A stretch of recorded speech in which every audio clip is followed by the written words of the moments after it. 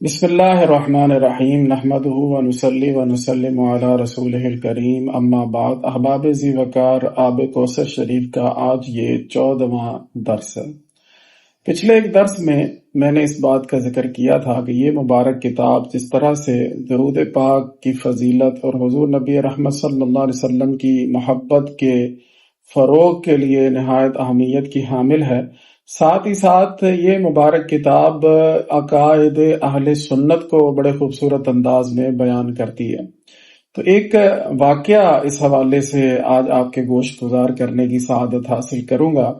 اس سے پہلے اس بات کا اعادہ بھی ضروری ہے کہ واقعات کسی بھی مسئلہ کے حوالے سے مثبت نہیں ہوتے، یعنی ان سے کوئی مسئلہ ثابت نہیں ہوتا بلکہ مؤید ہوتے ہیں، تائید کرتے ہیں۔ تو بہت سی احادیث مبارکہ حضور نبی رحمت صلی اللہ علیہ وآلہ وسلم کی ذات گرامی پر درود پاک کی فضیلت کو ظاہر کرتی ہیں، لہٰذا انہی کی تائید میں یہ واقعہ سماعت فرمائیے۔ ایک مولانا صاحب نے ایک شخص کو بطور وظیفہ روزانہ پڑھنے کے لیے درود پاک بتا دیا اور ساتھ ہی کچھ درود پاک کے فوائد بھی سنا دیے۔ وہ شخص بڑے شوق و ذوق سے دن رات درود پاک پڑھتا رہا اور ایسا درود پاک میں محو ہوا کہ دنیا کے کام چھوٹ گئے۔ اس کی بیوی فاجرہ تھی، جب کبھی خاوند کو دیکھتی کہ اس کے منہ سے درود پاک کا ورد جاری ہے تو اسے بے حد ناگوار معلوم ہوتا۔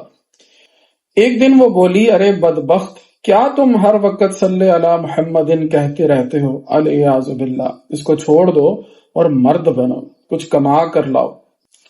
مگر اس کا خاوند باوجود ایسی تان و تشنیع کے درود پاک کا ورد نہیں چھوڑتا تھا۔ اتفاق سے وہ شخص کسی مہاجن کا مقروض بھی تھا، اس نے مطالبہ کر دیا، یہ نہ دے سکا۔ مہاجن نے عدالت میں دعویٰ دائر کر دیا۔ اب اس عورت کو اور بھی موقع مل گیا، اس نے خوب زبان درازی کی اور خاوند کو برا بھلا کہا۔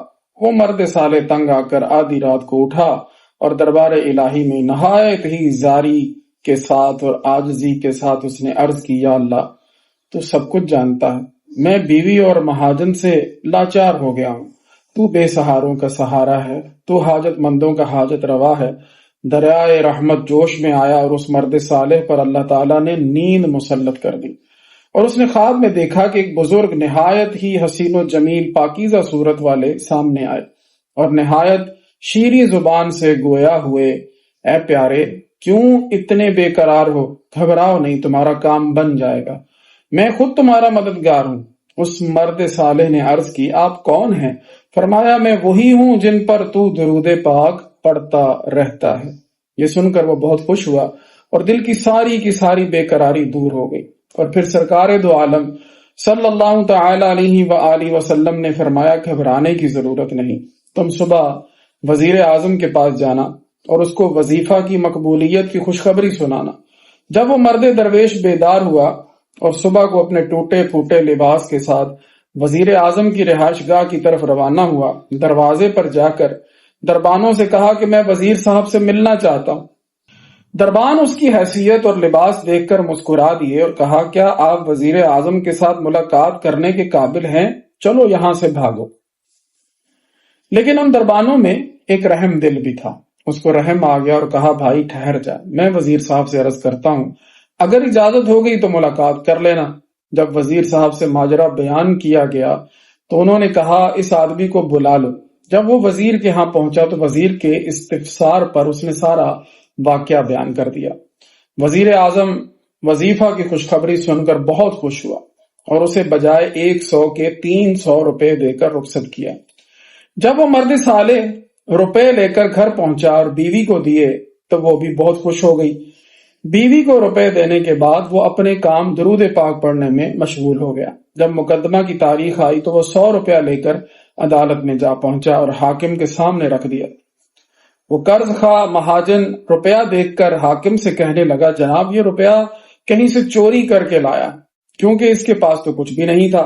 یہ سن کر حاکم نے پوچھا، یہ بتاؤ کہاں سے لیا ہے، ورنہ قید کر لیے جاؤ گے۔ اس نے کہا، یہ بات وزیر اعظم سے معلوم کرے کہ میرے پاس روپیہ کہاں سے آیا۔ حاکم نے وزیر اعظم کی خدمت میں خط لکھ دیا وزیر صاحب نے خط پڑھ کر جواب لکھا، جج صاحب خبردار اگر اس بندے کے ساتھ ذرا بھی بے ادبی کرو گے تو معزول کر دیے جاؤ گے۔ جج یہ جواب پڑھ کر خوفزدہ ہو گیا اور اس مرد صالح کو اپنی کرسی پر بٹھایا اور بڑی خاطرداری کی، اور جو 100 روپیہ اس مرد صالح نے دیا تھا وہ واپس کر کے مہاجن کو اپنی طرف سے 100 روپیہ دے دیا۔ مہاجن نے جب یہ منظر دیکھا تو خیال کیا کہ جب وزیر اعظم اور حاکم بھی اس کے ہیں تو معلوم ہوتا کہ خدا بھی اس کے ساتھ ہے۔ اس نے وہ 100 روپیہ واپس دے دیا۔ معلوم ہوا کہ درود پاک دونوں جہاں کی مرادیں پوری کرتا ہے۔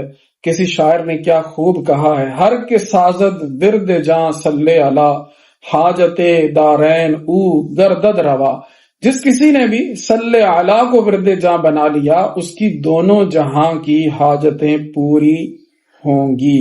احباب ذی وقار، یہ واقعہ درج کرنے کے بعد اور اسی طرح کے کچھ اور واقعات جو پہلے بیان ہو چکے ان کا ذکر کرنے کے بعد حضور فقیہ العصر ہمارے شیخ مکرم رحمت اللہ تعالی علیہ آپ رقم تراز ہیں، فرماتے ہیں کہ ان واقعات سے روز روشن کی طرح واضح ہو جاتا ہے کہ رسول مکرم صلی اللہ علیہ وآلہ وسلم اللہ کی عطا سے ہر امتی کو جانتے ہیں اور ان کی پریشانیوں سے بھی واقف ہیں، اور یہی عقیدہ اکابر اہل سنت و جماعت کا ہے۔ چنانچہ حضرت شاہ عبدالعزیز محدث دہلوی قدس سرہ تفسیر عزیزی میں آیت مبارکہ وَيَكُونَ الرَّسُولُ عَلَيْكُمْ شَهِيدًا اس کی تفسیر کرتے ہوئے فرماتے ہیں کہ تمہارے رسول تم پر قیامت کے دن اس وجہ سے گواہی دیں گے کہ وہ نور نبوت سے ہر مومن کے رتبے کو جانتے ہیں، اور یہ بھی جانتے ہیں کہ اس کے ایمان کی حقیقت کیا ہے، اور یہ بھی جانتے ہیں کہ فلاں میرے امتی کی ترقی میں کیا چیز رکاوٹ بنی ہوئی ہے۔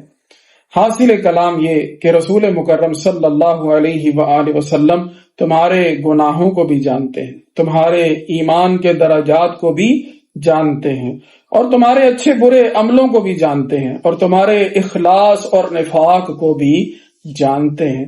بلکہ سرور دو عالم نور مجسم شفیع اعظم صلی اللہ علیہ وسلم نے خود فرمایا، بے شک اللہ تعالیٰ نے ساری دنیا میرے سامنے کر دی اور میں دنیا کی طرف اور جو کچھ قیامت تک اس میں ہونے والا ہے سب کچھ دیکھ رہا ہوں، جیسے کہ میں اپنے ہاتھ کی اس ہتھیلی کو دیکھ رہا ہوں۔